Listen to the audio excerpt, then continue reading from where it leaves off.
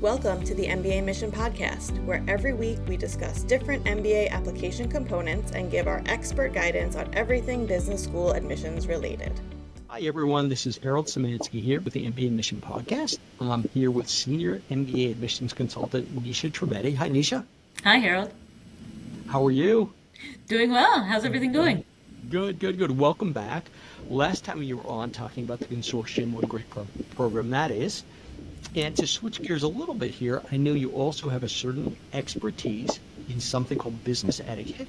So why don't we start with just your background, and then we can talk about how that affects how people should act, behave, how they should approach the different business school visits, the different business school conversations. But with that in mind, Nisha, tell me about the certification you have in business etiquette. Yeah, absolutely. So I am a certified business etiquette trainer, and several years ago I got certified by the Emily Post Institute, which is the nation's, you could say, premier institute on etiquette of all types. And one of my passions is workplace dynamics and figuring out how do people bring out the best in themselves in terms of positive professional behaviors, so they can give a good impression and build strong relationships. That's great then. And you have used it, obviously, both yourself have used it personally in a number of different professional settings, but I can tell sort of everyone's listening right now, for our firm, you've really established yourself as sort of what I say, our business etiquette expert. So why don't we just jump in terms of, for someone who's applying to business school, maybe meeting a bunch of different people, maybe going on school visits, maybe being in all sorts of different situations they're not used to, how should they approach this notion of business etiquette? I mean, what should it mean to them? Yeah, absolutely. So I would say, what candidates should focus on is, making a positive first impression, whether it's in person, whether it's virtual. They're trying to signal to members of the school's community that they would be a good fit for the class. And so they definitely want to watch in terms of, how they dress, how they behave, how they potentially reach out to people they'd like to speak with about the program. All of those interactions are, you could say, indirectly considered a part of their candidacy. No, that makes sense then. So it's sort of funny. Our clients are all very, very different. Obviously, they each have their questions, they each have their strengths, they each have their weaknesses. Though I have to tell you, one of the most common questions I have is when people go to visit campus, in terms of, first of all, what should they wear? Yeah. And second of all, it's like, what do I say? Should I be memorable? Should I not be memorable? How do I approach this? So, Nisha, if I'm one of your clients and I say, Nisha, I'm very concerned, I'm going to visit Ross next week, what should I do, basically? Mm-hmm. Yeah, that's a great question. First to address the what to wear, because I get that question all the time too. I think, for a regular, let's say, campus visit, right? You're going to an info session, maybe sitting in on a class, having coffee with some current students, that sort of thing. I think business casual is definitely a good way to go. Make sure everything's kind of neat, clean, ironed, whatever you have to do. But I think, business casual is, the way to go there. If you're interviewing while you're on campus, unless the school specifies a dress code, because sometimes they'll say business casual, right? And then you can honor that. If they don't specify, then a suit is the way to go, right? You can't go wrong with being a little too dressed up, but you don't want to be too dressed down. Yeah. No, that makes sense. So I land on campus, or I land to that first event, whether it's cocktail party, info session, just like, how should I handle myself? Am I the person that should be asking the questions or not asking the questions? I mean, there can be such a wide range of behaviors. Yeah, absolutely. So again, you're there to show interest and make a strong impression. So you definitely want to ask questions.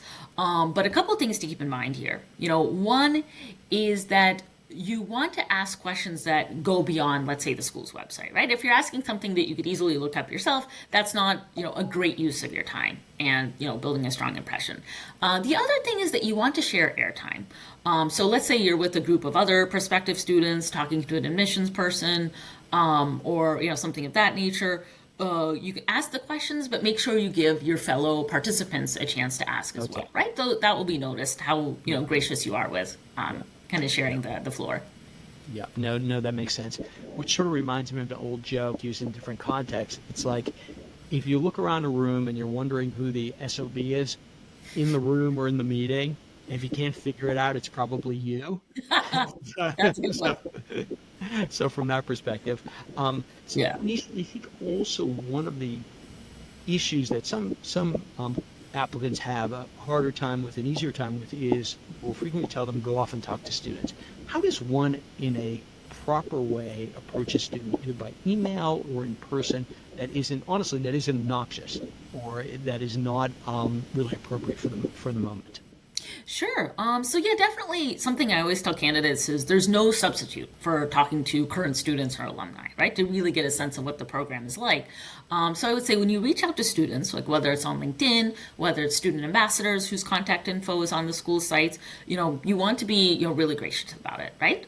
Introduce yourself, saying why are you reaching out to them in particular, right? Maybe it's because you're looking to enter investment banking, and that's where they're planning to work post MBA. That's just one example. Say what is the thing you have in common, and then you can make the ask of I would love to hear more about your experience at Ross. Would you be able to spare 15 or 20 minutes sometime and give them a wide berth here, maybe in the next few weeks. Because just knowing how busy their schedules are, and then really just thanking them for their time already, and then you'll schedule the time. And then, of course, you want to thank them afterwards for speaking with you. No, that makes sense.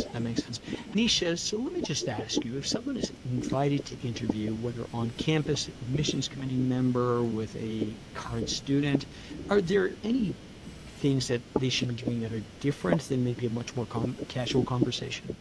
Mm-hmm. Yeah, absolutely. So definitely, you want to, you'll have the opportunity to talk about yourself. You want to make sure you're concise, that you want to make sure you're correct in answering their questions.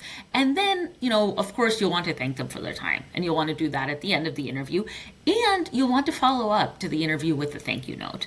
And you'll want to send that note, I would say no more than 48 hours afterwards, 24 if you can manage, given how quickly they make decisions. And is that an email or is that a actual handwritten note? Yeah, the good question. So I say an email is fine, right? Because you wanted to reach there quickly. Right. So definitely you want to send them an email. In the note, you can talk about, first of all, just thanking them for their time.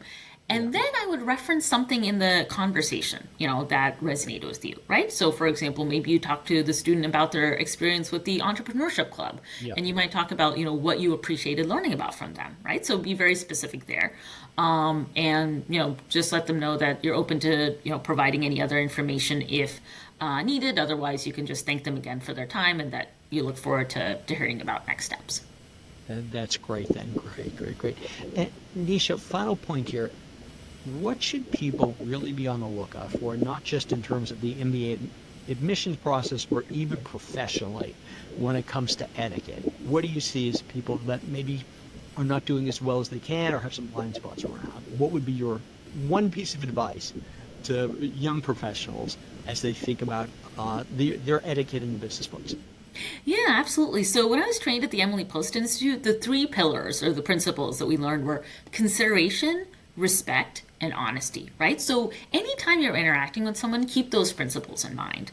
And I would say that I would argue almost all business problems can be solved with just clear and honest communication, right? And so don't be afraid to have those difficult conversations, but have them in a way that keeps in mind the relationship that you have with the person and really maintaining a strong relationship. That's great then. Perfect. Thank you, Nisha, for being with me here today. This is Harold Simansky and Nisha Trivedi at mbaMission, and you can have a 30-minute free consult with either me, Nisha, or one of our other 20-plus MBA admissions consultants, and we'd love to chat with you. Thank you again, Nisha. Yep, thank you, Harold. Thanks for listening to the mbaMission podcast. Be sure to like, share, and subscribe wherever you get your favorite podcasts so you don't miss an episode. We wish you the best of luck with your MBA applications and look forward to helping you on your journey to business school.